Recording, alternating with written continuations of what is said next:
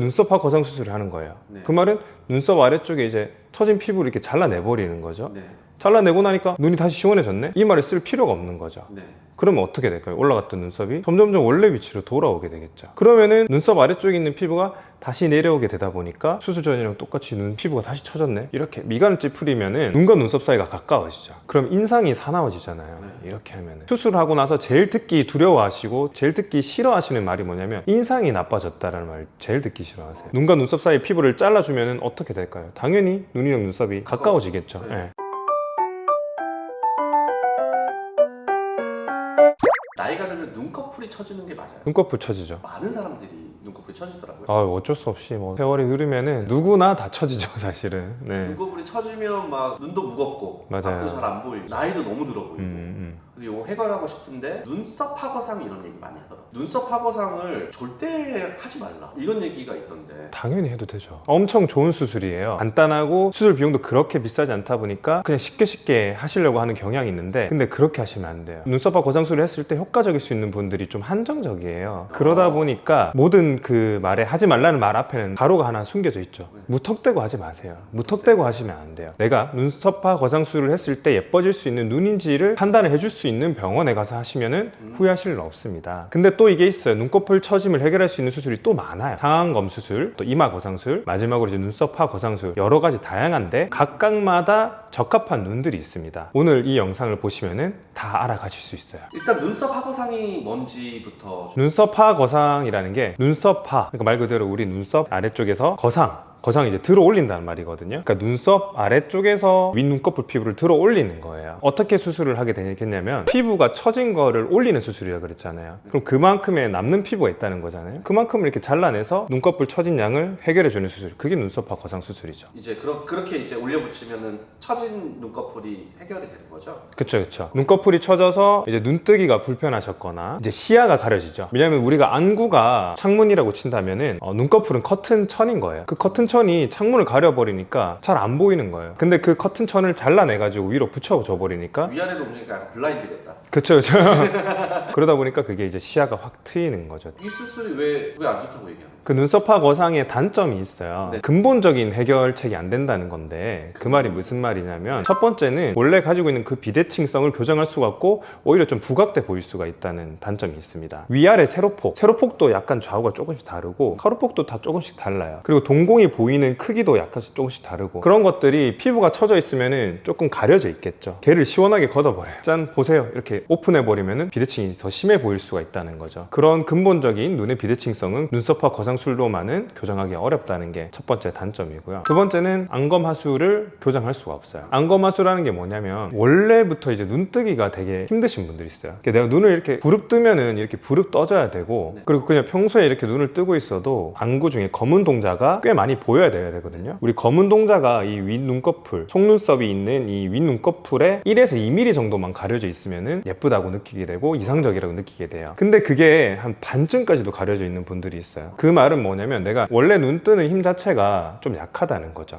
눈 뜨는 힘이 약하다 보니까 약간 이렇게 개슴츠름한 눈이 돼 있는 거예요. 눈썹화 거상 수술은 그냥 피부만 걷어내는 수술이라 그랬잖아요. 처진 피부만 절제하는 수술이다 보니까 눈 뜨는 힘까지 내가 좋아지게 만들 수는 없는 거예요. 그러다 보니까 안검하수는 교정을 할 수가 없습니다. 또 다른 단점은 흉터가 문제가 될 수 있겠죠. 수술 방법 중에 우리 눈썹 바로 아래쪽에 이렇게 절개선이 들어간다고 말씀드렸잖아요. 절개를 하게 되는데 모양 따라서 흉터가 생기겠죠. 근데 이게 잘못 남으면은 너무 우리 딱 일상생활에 너무 보이는 곳이잖아요. 그래서 흉터가 잘못 남았을 때 조금 괴로우실 수 있다. 마지막으로 눈과 눈썹 사이가 너무 가까우면은 이게 수술을 할 수가 없어요. 이렇게 미간을 찌푸리면은 눈과 눈썹 사이가 가까워지죠. 그럼 인상이 사나워지잖아요. 이렇게 하면은 아무래도 눈썹화 거상술은 중년 이상의 좀 어느 정도 연세가 있으신 분들이 하게 되는 수술인데 수술하고 나서 제일 듣기 두려워하시고 제일 듣기 싫어하시는 말이 뭐냐면 인상이 나빠졌다라는 말 제일 듣기 싫어하세요. 눈과 눈썹 사이 피부를 잘라주면은 어떻게 될까요? 당연히 눈이랑 눈썹이 가까워지겠죠. 네. 그런 불편함이 생기실 수 있어요. 단점에 대해서는 일단 들었는데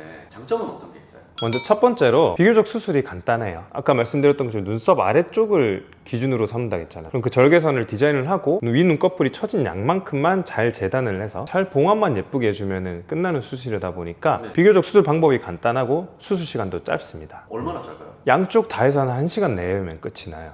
두 번째가 회복이 빠릅니다. 뭔가 붓기가 오래 가지 않아요. 얼마나 오래 안 뭐 일주일 아니면 다 끝나죠. 일주일 아니면 끝나? 네네네. 실밥도 일주일 만에 뽑고 멍이랑 붓기도 일주일 이상 가지 않고. 아. 세 번째로는 내 예뻤던 과거의 눈으로 그대로 돌아갈 수가 있어요. 내가 만족하게 너무 예쁜 눈이었어. 근데 이 위에 있는 피부가 처져 내려오면서 그 내 예쁜 눈을 가리고 있어. 이 피부만 좀 어떻게 치우면은 내 예쁜 눈이 원래대로 나타나고 난 그걸로 만족해 할 경우에 아주 간단하게 할 수 있는 수술이 되는 거죠. 네 번째로 위아래로 크기가 좀 작아서 답답해 보이는 눈이 시원해질 수가 있어요. 피부가 많이 처져 내려왔다는 건 그만큼 내 눈동자를 많이 가리고 있다는 말이잖아요. 근데 그거를 커튼을 걷어서 잘라내버려주면은 눈이 크고 시원해 보이겠죠. 이걸 하실 분도 되게 많을 것 같은데 네네. 이걸 왜 하면 안 된다고 하는 거예요? 눈썹화 거상 수술에 대해서 좀 되게 오해하고 계신 부분이 한 개가 있는데 뭐냐면 눈썹화 거상 수술로는 피부 절제를 많이 할 수 없고 그 유지 기간도 너무 짧다라고 생각하시는 분들이 계세요. 그러니까 눈썹을 이렇게 치켜 떠가지고 눈을 크게 뜨시는 분들이 계세요. 근데 이게 처음에는 이제 몇 번 이렇게 뜨다가 이게 너무 시원하니까 이제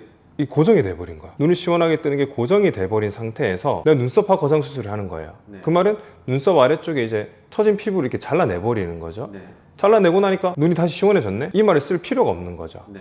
그러면 어떻게 될까요? 올라갔던 눈썹이 점점점 원래 위치로 돌아오게 되겠죠. 그러면은 눈썹 아래쪽에 있는 피부가 다시 내려오게 되다 보니까 수술 전이랑 똑같이 눈 피부가 다시 처졌네? 이렇게 느끼시게 되는 거예요. 그거를 이제 유지 기간이 짧다라고 오해하시는 거다. 그쵸. 유지기간이 짧다고 오해하시는 거고 눈썹이 너무 빨리 내려와가지고 네. 수술 전과 거의 동일해져 버릴 것 같으신 분이면 사실 수술을 하면 안 되죠. 어떤 사람들이 눈썹 하고상을 해야 돼요? 첫 번째는 당연히 눈꺼풀 처짐이 심해야겠죠. 눈꺼풀 처짐이 심해서 그 눈이 답답하고 눈 바깥쪽이 짓무르고 이런 불편함을 가지신 분들이 받으시면 아주 좋을 수술이고, 두 번째로는 이마를 써서 눈 뜨는 버릇이 너무 심하지 않으신 분들, 그게 심할 경우에는 수술을 하고 나면은 눈썹이 원래 자리로 찾아오면서 금방 효과가 없어졌다고 느끼시기 쉽기 때문에 그런 분들은 하시면 안 되겠죠. 세 번째로 눈과 눈썹 사이가 머신 분들, 처진 피부를 충분히 절제를 해도 눈과 눈썹 사이가 가까워 보이는 그런 답답한 인상이 안 되시는 분들한테 적합할 수 있겠습니다. 눈꺼풀 처짐이 심하신 분들이 하실 수 있는 수술이 세 가지가 있잖아요. 이마거상술, 상안검, 눈썹 하거상술. 이 세 가지는 그러면 눈꺼풀 처짐만 있으면 그냥 다 하면 되나요? 아니죠. 상안검은 눈썹화 거상술이랑 다르게 속눈썹 바로 위쪽에서 처진 피부를 해결하는 네. 수술이거든요. 그 속눈썹 바로 위쪽에 절개를 넣어서 피부 처짐을 해결하다 보니까 거의 필연적으로 쌍꺼풀이 생기게 돼 있어요. 그런 분들 계시죠. 예전에 쌍꺼풀이 있었는데 나이가 들면서 풀리시는 분들도 계시거든요.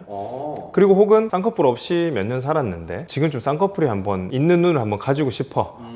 이런 경우에 피부 처짐도 해결하면서 쌍꺼풀도 만들 수 있는 수술이 상안검 수술이에요. 그리고 상안검 수술을 하게 되면서 안검하수도 교정을 할 수 있거든요. 안검하수라 그래서 검은 동자가 너무 가려져서 눈 위아래 폭이 좁으신 분들은 피부 처짐도 해결하면서 안검하수도 같이 해결할 수 있고, 이마거상 수술은 피부 처짐이 있는데 눈과 눈썹 사이가 가까워서 눈과 눈썹 사이에 있는 이 눈꺼풀 피부를 제거하게 될 경우 눈이랑 눈썹 사이가 너무 가까워지게 되는 분들, 그런 분들한테 좋습니다. 양쪽 눈썹이 이렇게 들어 올려주는 수술이거든요. 그러다 보니까 내가 눈과 눈썹 사이가 가까워서 답답한 인상에 피부 처짐이 심하신 분들은 이렇게 위에서부터 이렇게 걷어 올려주면 되게 시원해지겠죠. 그리고 이 이마 거상술의 또 아주 좋은 장점 중에 하나가 이마 주름과 미간 주름이 해결이 돼요. 주변 주름도 해결. 그쵸. 눈 주름 주변도 같이 해결이 됩니다. 지금까지 눈썹화 거상 수술에 대해서 모든 걸 말씀드렸는데요. 이번 영상이 마음에 드셨다면 구독과 좋아요 부탁드리겠습니다. 안녕.